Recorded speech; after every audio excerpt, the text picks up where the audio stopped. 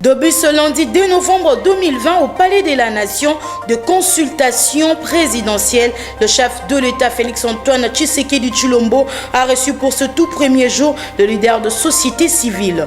Pour Joseph Olenga Nkoyi, président du SANSA, Félix Tshisekedi doit avoir un tête-à-tête avec son prédécesseur Joseph Kabila Kabange, et de son côté le cardinal Laurent Mosengo Passigna a remis un mémorandum au président de la République Félix-Antoine Tshisekedi Tshilombo. Mais bien avant cette consultation, le chef de l'État congolais avait effectué un séjour de 48 heures au Congo-Brazzaville où il a eu deux échanges avec son homologue Denis Sassou Nguesso ainsi que Sissoko Ambala de Guinée-Bissau. L'opération École morte continue dans différentes écoles conventionnées catholiques et autres en RDC. Les élèves ne sont toujours pas enseignés et au lycée Boulingani, les parents d'élèves ont organisé un sit-in devant cet établissement scolaire ce lundi 2 novembre 2020 pour exiger le retour des activités scolaires et dénoncent que l'Église catholique, qui jusqu'à ces jours ne pousse pas la gratuité de l'enseignement prôné par le chef de l'État, tout en scandant les slogans Félix Papa Lobaki, le peuple d'abord.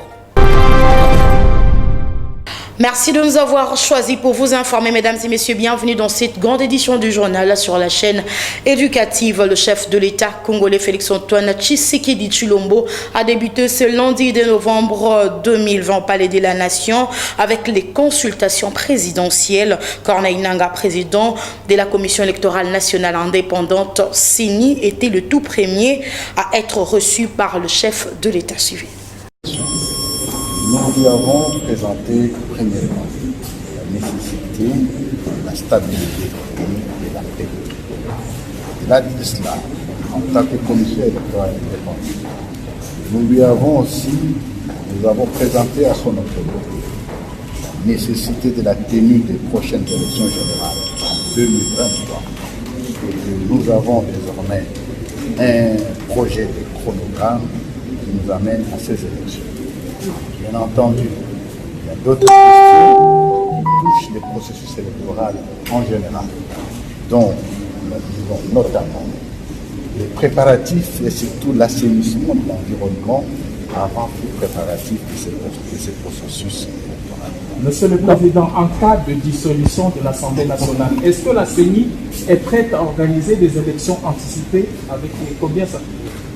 La mission de la CENI est déclinée à l'article 220 de la Constitution, 211 de la Constitution, c'est-à-dire conduire tout processus électoral et référendaire.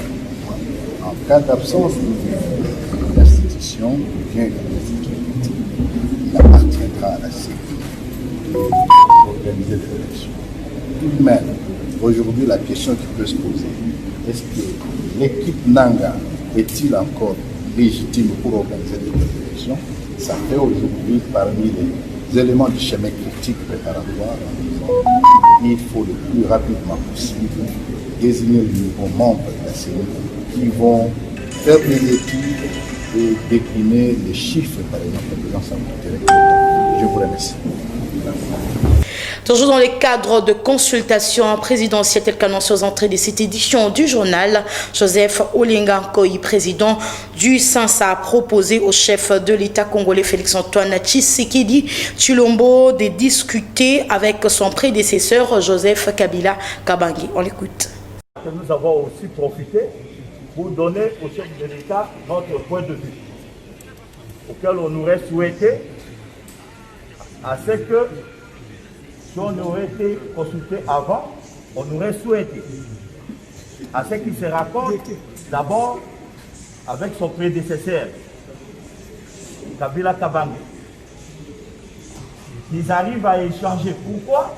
Pour la simple raison que ce système politique que le chef de l'État lui-même l'a reconnu lors de son discours devant les deux chambres de parlement réunies, qui était son premier discours, que nous sommes dans un apprentissage de la démocratie et que c'est la première fois que nous avons ce système dans notre pays. Il est souhaitable, parce qu'en politique, le dialogue doit être permanent et jamais arrêté. Ils en discutent à deux pour lui montrer cette fois-ci à deux sans avoir des extrémistes qui sont du côté de Joseph Kabila et les extrémistes qui sont du côté du président de la République. Les mettre de côté et en face, ils parlent des problèmes de la République. À notre niveau, c'est par là que le chef de l'État essaiera de trouver des solutions et ensuite engendrer vers les institutions, les parlements et le Sénat et ainsi de suite.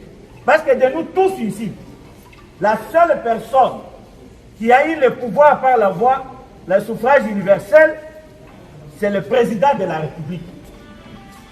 C'est à ce titre qu'on lui reconnaît comme le garant de la nation, comme le premier magistrat du pays, comme le premier diplomate du pays, comme le premier commandant suprême du pays. Je crois que tous ces titres réunis, la nation l'a reconnu par rapport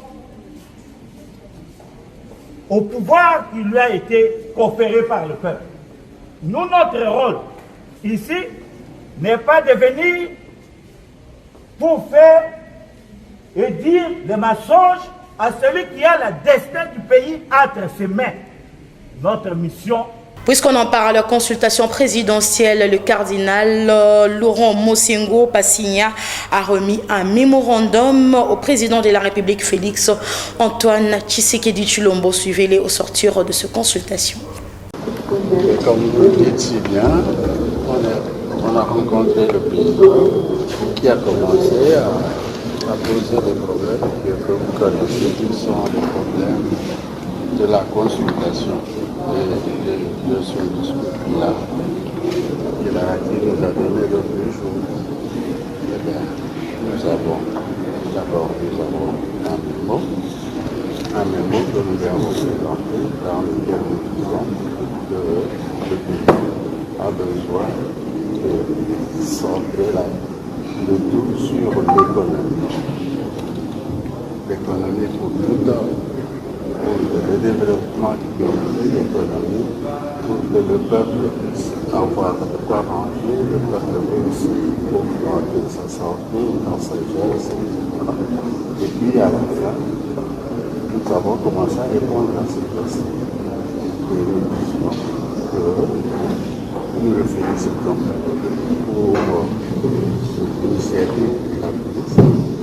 Et grâce à cette initiative, il a évidemment avoir une série de réponses qu'il pourra par après étudier avec des gens et qu'il commence à favoriser le dialogue grâce à l'intervention de certaines personnes en ressources, de certaines personnes qui peuvent l'aider à naviguer des deux côtés de la pirogue.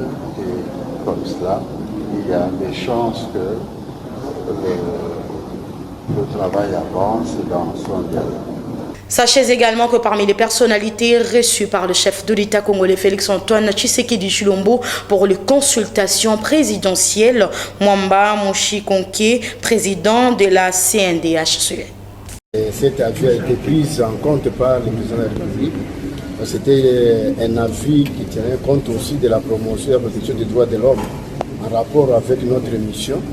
Et c'est ce qui a fait que nous puissions éclaircir le président de la République par rapport à la question qu'il nous a posée. Et nous avons trouvé que le président était vraiment attentif et nous a remercié pour cette contribution. Nous allons faire honneur à la dame. Madame, vous êtes partie de la délégation également. Vous pouvez compléter le président sur l'entrevue que vous avez avec le chef de l'État. Oui, outre la base globale des droits de l'homme, nous avons aussi constaté que dans la Constitution, il est permis de faire des coalitions. Et lorsqu'on a fait une coalition, lorsqu'on estime qu'à mi-parcours, une évaluation, et ça ne marche pas, il est toujours loisible de revoir les conditions ou de faire une nouvelle coalition. Et vous penchez vers quoi? Moi, j'ai dit ce que dit la Constitution. La Constitution permet qu'il y ait une coalition, qu'on identifie des coalitions. On peut garder une coalition, tout comme on peut faire une nouvelle coalition. C'est mon point de vue. Mais est-ce que d'après vous, est-ce que cette coalition est déterminée à bien évaluer les violations des droits de l'homme? Est-ce que cette coalition Le respect des droits de l'homme, c'est dans la gestion des institutions. Et de son côté, Imam Moussa Rachidi a été également reçu en sa qualité du président honoraire de la Commission d'intégrité et de la médiation électorale CIME. Ce dernier a déclaré au sortir de consultation qu'il a demandé au chef de l'État Félix-Antoine Tshisekedi Tshilombo d'interroger sa conscience pour enfin décider. Suivez-le également. En échangeant avec lui, nous avons fait des propositions pour que ces consultations qui commencent aujourd'hui puissent conduire à des résultats susceptibles de faire sortir notre pays, de la zone de turbulence. Et je viens de déposer aussi des cahiers de charges et la CIME. La CIME, justement, a été considérée par le président de la République. Le pays traverse une zone de turbulence. Mais qu'est-ce que concrètement les acteurs de la CIME, parce que vous êtes président intérimaire de la CIME, tous les acteurs de la CIME, est-ce que tous ont cette idée de la responsabilité de la peur pour essayer de sortir le pays de cette situation? Merci beaucoup. C'est pour vous dire que d'abord, c'est notre pays. Nous devons insister pour qu'il y ait l'unité, la stabilité du pays. C'est vrai, il y a des divergences, mais ces problèmes-là, ne pensez pas qu'il n'y a pas de solution. Il y a plusieurs solutions pour sortir de cette crise-là. C'est ce que nous avons fait dans notre cahier de charges qu'on a déposé. Nous avons interpellé le président de la République parce que celui qui a prêté serment ici, dans quelques jours, ici, nous allons totaliser le liste. C'est lui qui doit interroger sa conscience et Dieu. C'est Dieu qui lui a donné toute cette autorité. Donc nous avons fait des propositions à les prendre ou à les rejeter, mais j'ai insisté pour qu'il interroge sa conscience, et qu'il craigne Dieu pour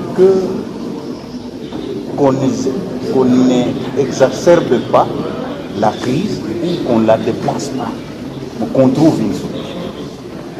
Toujours dans les cadres de consultation présidentielle, Noël Tchani-Loue, l'initiative du chef de l'État et pense en même temps que ces consultations vont aboutir à la mise en place d'une nouvelle équipe afin de diriger la République démocratique du Congo. Noël Tchani, le candidat malheureux à la présidentielle de 2018, invite par ailleurs la population congolaise à soutenir la vision du chef de l'État.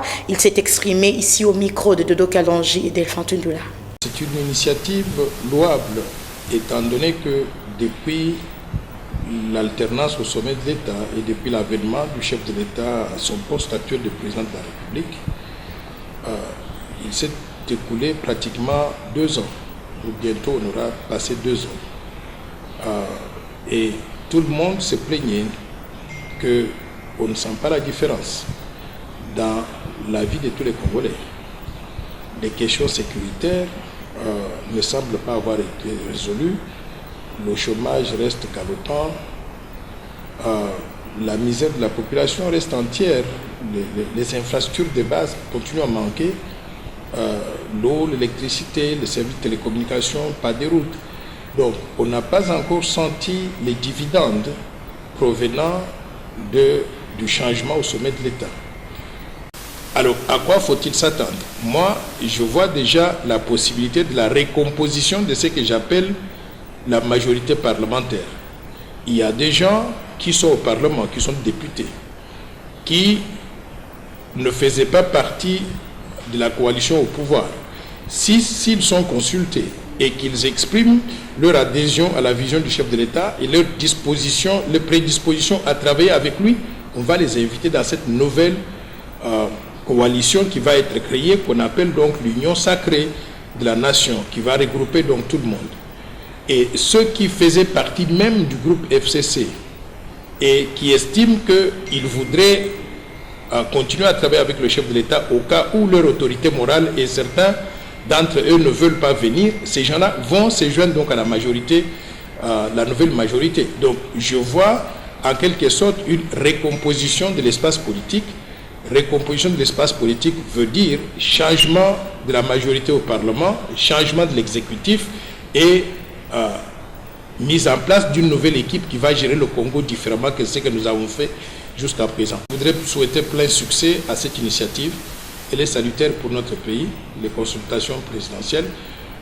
Je sais que chacun de nous, dans son camp, voudrait que le Congo puisse mieux marcher dans l'intérêt du peuple congolais. Et parfois, nous n'avons pas l'occasion de nous faire entendre. Voilà une opportunité aujourd'hui pour que chacun de nous aille devant le président de la République en le regardant dans les yeux et en lui disant « ça, vous faites bien, ça, vous ne faites pas bien, ça, nous devons faire ensemble pour que le Congo puisse marcher. » Donc, autre chose à présent, le parti politique MLDC adhère au groupement AFDCA de Modeste Bahati Lukwebo. C'était le dimanche 1er novembre 2020 à Kinshasa, dans la commune de la Gombe. Franco Asanga et Delphin Tundola étaient sur place pour le compte de CBS. Suivi le plus ample détail. 7 partis politiques ont adhéré à l'AFDCA de Modeste Bahati Lukwebo. Parmi ces nouveaux adhérents, le parti MLDC représenté par son président national, Jean-Marie Mwanda. Cette formation fait partie du regroupement politique Compagnons de la démocratie en RDC. L'union fait la force. Il faut toujours se mettre ensemble pour résoudre les problèmes que nous avons dans notre pays. C'est ce qui explique l'avènement d'aujourd'hui. Nous avons préféré nous mettre ensemble. Le code, les compagnons pour la démocratie au Congo et l'AFDC alliés se sont mis ensemble aujourd'hui pour voir comment ils vont faire face, ils vont faire front commun pour résoudre certains problèmes dans notre pays. Et au préalable, trouver comment, qu'est-ce que nous pouvons aussi avancer comme des idées pour les consultations que le chef de l'État a annoncées. Le Parti démocrate travailliste africain, PDTA, représenté par Oli Mandiango, a aussi adhéré à l'AFDCA.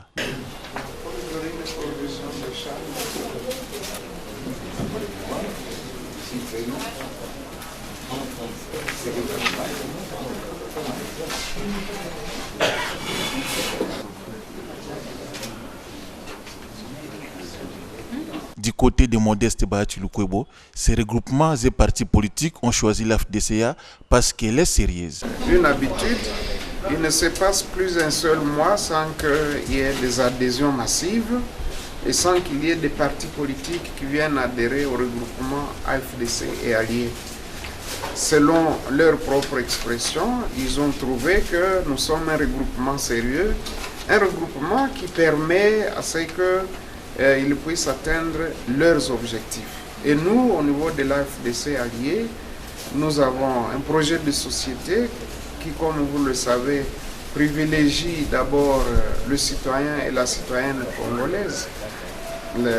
Notre projet de société qui est basé sur l'économie sociale du marché et qui est de la social-démocratie prône un état de droit et un état républicain. Et je crois que ce sont toutes ces valeurs-là que nous défendons qui font que beaucoup de partis politiques nous rejoignent. Signalons que la cérémonie s'est déroulée le dimanche 1er novembre 2020 à Kinshasa. Revenons également sur cette actualité. Le président de la République, Félix-Antoine Tshisekedi Tshilombo, a eu bien avant ce consultation présidentielle effectuée un séjour privé de 48 heures au Congo-Brazzaville, au cours duquel il a eu des entretiens avec son hôte, le président Denis Sassou Nguesso, ainsi que Sissoko Ombala de Guinée-Bissau. Reportage. Les entretiens entre le président de la République Denis Sassou Nguesso et son homologue de la RDC Félix-Antoine Tshisekedi Tshilombo s'inscrivent dans le cadre des consultations régulières entre les deux chefs d'État. Ces consultations sont surtout marquées par des échanges sur des questions de coopération bilatérale et multilatérale entre le Congo et la République démocratique du Congo. Au cours de cette rencontre, le chef de l'État Denis Sassou Nguesso a réaffirmé son soutien aux efforts entrepris par le président Félix-Antoine Tshisekedi Tshilombo en faveur de la paix, de la sécurité et du développement dans son pays. Denis Sassou Nguesso a félicité l'action menée par les forces armées de la République démocratique du Congo avec le concours de la MONUSCO en vue du rétablissement progressif de la paix, particulièrement à l'est de la RDC. De son côté, le président Félix-Antoine Tshisekedi Tshilombo a renouvelé au chef de l'État Denis Sassou Nguesso l'invitation à effectuer une visite officielle en RDC, dont la date sera fixée par voie diplomatique. À la fin des entretiens, le président de la République Denis Sassou Nguesso et son homologue de la RDC Félix-Antoine Tshisekedi Tshilombo, accompagnés du président bissau-guinéen Umaro Sissoko Embalo, ont visité les jardins de Golondoa. C'est une plateforme agricole basée sur un système de serre où l'on cultive de façon scientifique toutes sortes de fruits et légumes. Le jardin de Ngolodoa est l'une des composantes du complexe agropastoral du chef de l'État Denis Sassou Nguesso. C'est au terme de cette visite de travail de 48 heures dans la ville d'Oyo que le président Félix-Antoine Tshisekedi Tshilombo s'est envolé pour Kinshasa par l'aéroport international d'Olombo.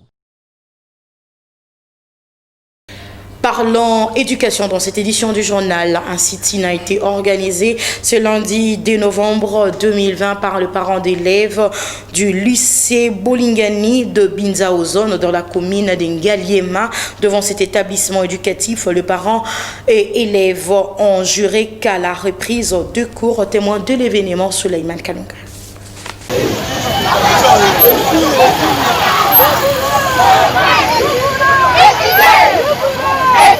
Ils scandaient le slogan « Félix Papa Lobaki le peuple d'abord ». Les parents d'élèves du lycée Tobongissa, accompagnés de leurs enfants, ont improvisé ce lundi 2 novembre 2020 un sit-in devant cet établissement éducatif afin d'exprimer leur ras-le-bol à l'endroit de responsables de cette école conventionnée catholique au regard de la persistance de la grève. Pour ces manifestants, l'Église catholique est loin d'épouser la vision de la gratuité d'enseignement prônée par le président de la République. Rester là-bas dans la salle.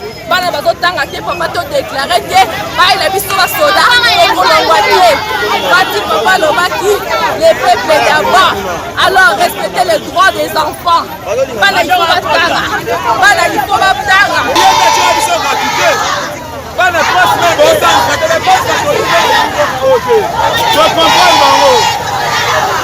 Ainsi, il a fallu l'intervention du commissaire communal de Ngaliema pour calmer la colère de parents et de trouver le juste milieu entre les deux parties.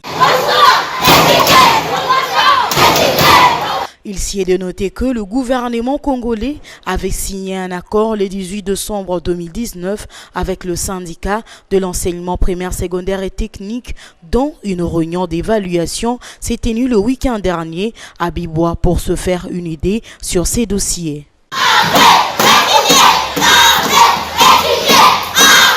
Toujours en éducation, le vice-premier ministre, ministre du budget Jean Baudouin Mayomambeki a procédé le samedi 31 octobre 2020 au lancement plutôt officiel de travaux d'évaluation du protocole d'accord de Bibois conclu en date du 18 décembre 2019 entre le gouvernement de la République démocratique du Congo et l'intersyndicale de l'enseignement primaire, secondaire et technique EPST. Le plus ample détail avec Général Bézon. Sur ce, je déclare ouvert les travaux d'évaluation du protocole d'accord entre les banques syndicales du sous-secteur de l'EPST et le banc de l'employeur que nous sommes. Devant le vice-premier ministre, ministre du budget, le ministre d'État l'EPST, le ministre de la fonction publique, le vice-ministre du budget et celui de finances, qui sont ouverts les travaux d'évaluation du protocole d'accord de Bibois le samedi 31 octobre 2020 à Kinshasa. Au cours de ces travaux d'évaluation du protocole d'accord de Bibois, ces sujets font l'objet de discussions intenses, parmi lesquelles le paiement des enseignants des nouvelles unités, la réhabilitation du mécanisme permanent de promotion et de transposition de garde et l'évaluation du processus de la gratuité de l'enseignement primaire. Le chef de l'État a décidé de rendre l'enseignement primaire gratuit ainsi que le prescrit notre Constitution.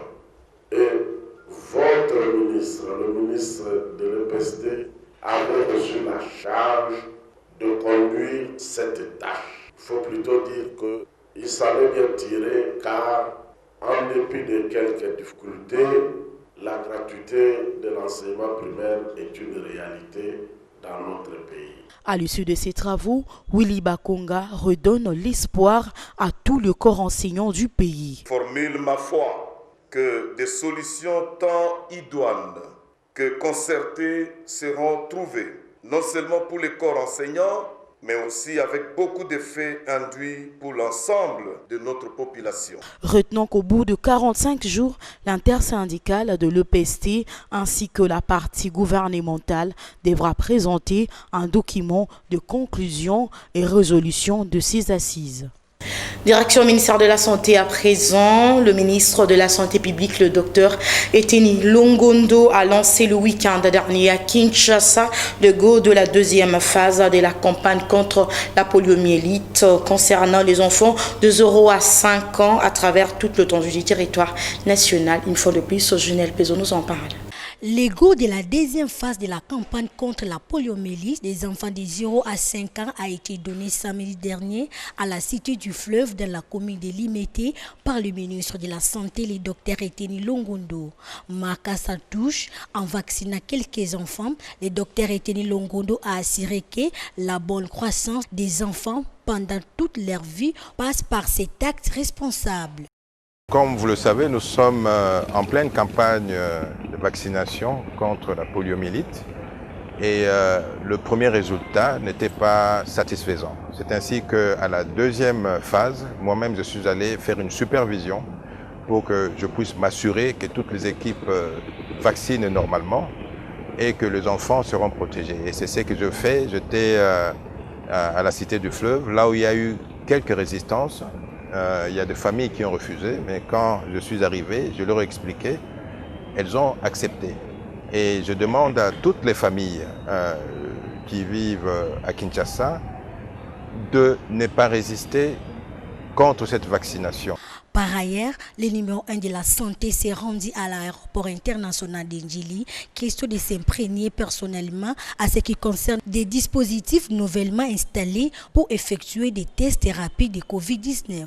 Nous devons protéger le peuple congolais. C'est pourquoi nous avons appris, n'est-ce pas, qu'il y a dans d'autres pays, n'est-ce pas, qu'il y a de résultats qui sont trafiqués, n'est-ce pas? Et nous avons pris des dispositions pour que nous-mêmes, ici, avec nos moyens, nous puissions contrôler les gens qui ont la maladie pour protéger les Congolais. C'est ainsi que nous avons mis en place ces deux dispositifs de contrôle que nous venons de visiter et qui vont servir à cette fin. Dans le reste de l'actualité, la société civile de la Chopo accuse deux sociétés qui exercent des activités d'exploitation forestière dans les territoires d'Ubundu de ne pas respecter le cahier de charges qu'elles ont signé avec les communautés locales. Suivez leur déclaration. Le cadre de concertation provinciale de la société civile de la Chopo constate, comme beaucoup d'autres acteurs en province de la Chopo en République démocratique du Congo, les acteurs de l'exploitation forestière œuvrent généralement en dehors des prescrits de la loi, notamment en ne respectant pas les avantages légaux reconnus aux populations riveraines ou locales. Le cadre de concertation provinciale de la société civile de la Chopo salue la mise en œuvre du projet suivi en temps réel des activités forestières par les ONG de Gâche et Océan qui accompagnent les communautés locales à l'utilisation des forest link pour la surveillance de leurs forêts respectives.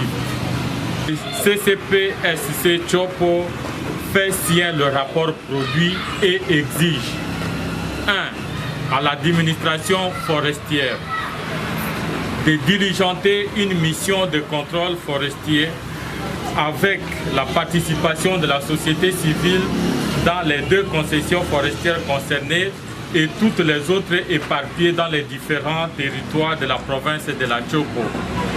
De saisir le parquet sur base des procès-verbaux de constat établis par l'officier de police judiciaire de la coordination provinciale de l'environnement. De justifier les irrégularités constatées dans les clauses sociales des cahiers de charges signés entre les exploitants et les communautés riveraines. De sanctionner les auteurs des illégalités constatées. 2.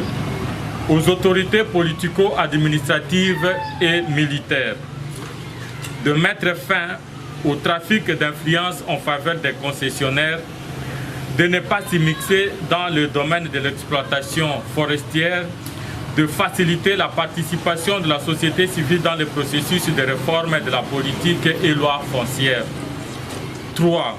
Aux concessionnaires CFT et Bego Congo de respecter les lois du pays en matière d'exploitation forestière, de mettre en œuvre et finaliser les différentes actions convenues avec les communautés locales dans les clauses des cahiers de charges, de faciliter les missions conjointes de contrôle forestier, de réparer en ce qui concerne Bego Congo les préjudices causés à l'ONG OCA pour faux et usage de faux en écriture, aux communautés riveraines de rester solidaires pour garantir les intérêts généraux de leurs entités respectives. Fait à Kisangani le 31 octobre 2020, jeudi, je vous remercie. Parlons sport pour enfin chuter dans cette édition du journal. Le rider congolais présélectionné pour le 9e jeu congolais de la francophonie s'adonne déjà de manière anticipée aux entraînements en vue de présenter une bonne posture lors de ces épreuves qui seront organisées à Kinshasa d'ici 2022. Lance Moussimbaka nous en parle. Ils sont tous Léopard Riders présélectionnés pour les échéances des 9e Jeux de la francophonie qui seront organisés à Kinshasa, capitale de la République démocratique du Congo en 2022. Mais en attendant les arrivées d'autres riders venant des provinces, ceux de Kinshasa se mettent déjà au travail. Question de préparer de manière anticipée ces épreuves sportives et culturelles à l'esplanade du Stade des Martyrs. L'athlète est l'événement. Sans athlète, il n'y a pas d'événement. Comme l'athlète a pris ça à cœur, principalement, il s'entraîne pour améliorer quand même leur performance. Oui, nous avons des calendriers élaborés, maintenant jusqu'à 2022. Il y a des préparatifs qu'on fait sur place, comme on peut faire ça en dehors de se déplacer. Je vais encore rigoler de plus, pourquoi? Parce que je suis avec vous. Vous m'avez trouvé, nous sommes en pleine séance d'entraînement. Donc même si on disait tout de suite, il suffit tout simplement de donner un coup de sifflet, les athlètes viennent.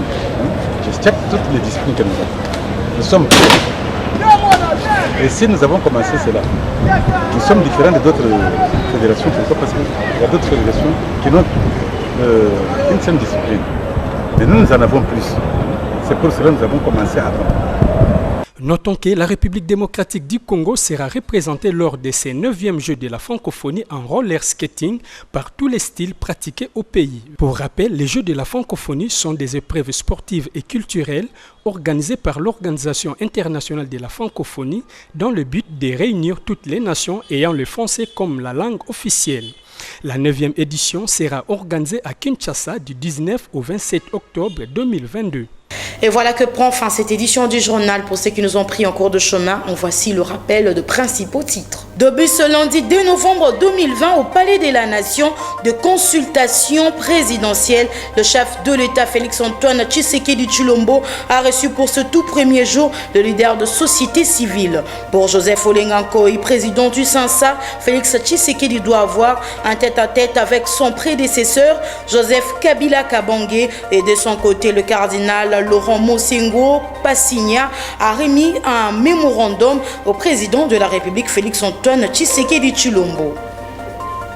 Mais bien avant cette consultation, le chef de l'État congolais avait effectué un séjour de 48 heures au Congo-Brazzaville où il a eu 2 échanges avec son homologue Denis Sassou Nguesso ainsi que Sissoko Ambala de Guinée-Bissau. L'opération École morte continue dans différentes écoles conventionnées catholiques et autres en RDC. Les élèves ne sont toujours pas enseignés et au lycée Boulingani, les parents d'élèves ont organisé un sit-in devant cet établissement scolaire ce lundi 2 novembre 2020 pour exiger le retour des activités scolaires et dénoncent que l'Église catholique, qui jusqu'à ces jours ne pousse pas la gratuité de l'enseignement prôné par le chef de l'État, tout en scandale et slogan Félix Papa Lobaki, le peuple d'abord.